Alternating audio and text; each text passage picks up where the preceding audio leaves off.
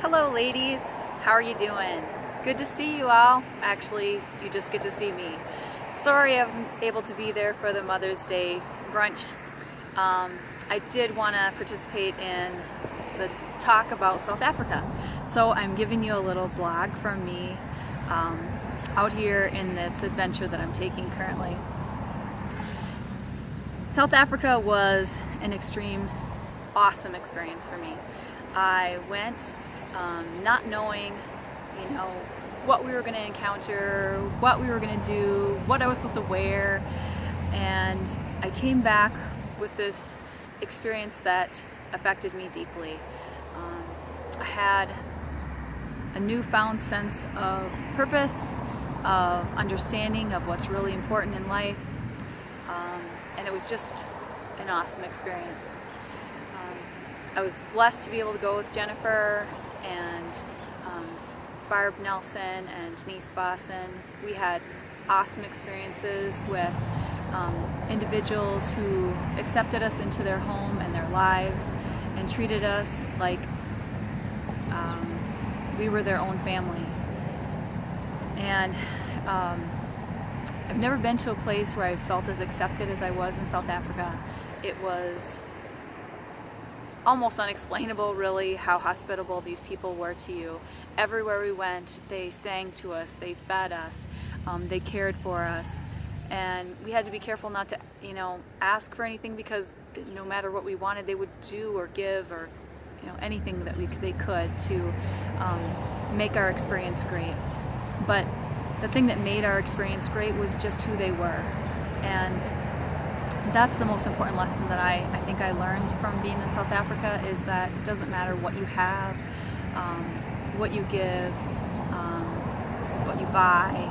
It's about who you are as a person, how you accept someone into your life and try to develop that relationship with them.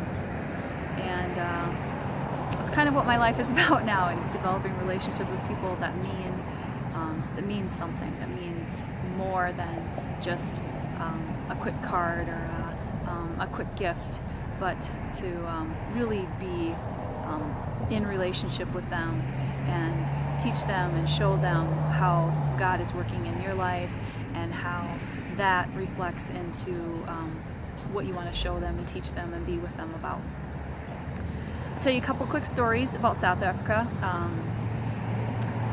One very memorable moment was an experience that I had in the back of a hot pickup truck with a topper on it, and Ann Gifford had given me a suitcase to go to South Africa with and to be able to give away. And it was huge, and it was one of those big Samsonite ones that you get, like she probably got it as a wedding gift, and it was awesome. I thought, I can pack all this stuff in here, because we were bringing things to give, and I had all these Thrivent shirts that I was going to give away.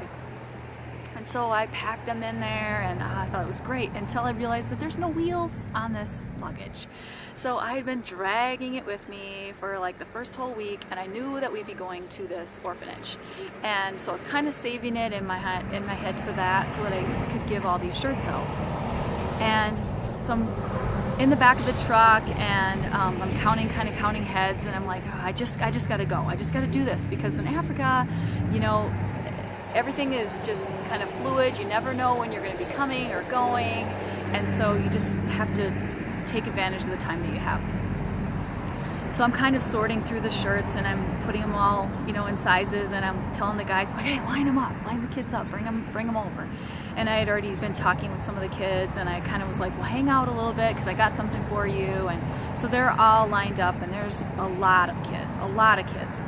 And so I'm going through the shirts, and I'm passing them out, and they're flying through, and they're so excited and happy, and they're not sure if they got the right side. I'm like, well, just trade with somebody else, and I don't know if I like this color, So they keep going, and I get down to about 4 shirts, and I look up, and the line is like 15 kids deep, and I'm like, oh no, like my worst nightmare, right? Because I just didn't want to not have enough.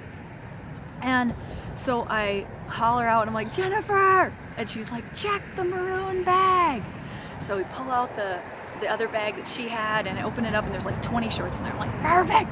So everybody gets a shirt and everybody's so excited, and I get to get rid of that big Samsonite suitcase. And this lady, there's a picture, hopefully Jennifer has it, of this lady dancing with the suitcase on her head, and she was so happy to have this suitcase that I was so happy to be rid of, but she was so happy to have that.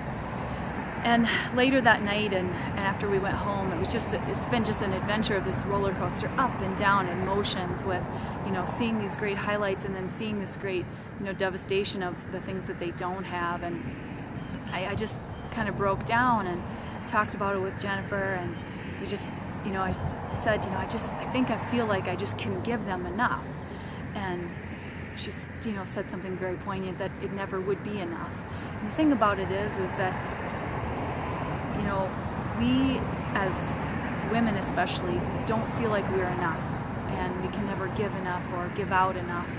And as Mother's Day is here, you feel like maybe you're not enough, but you are, because you're what God created, and He didn't screw up.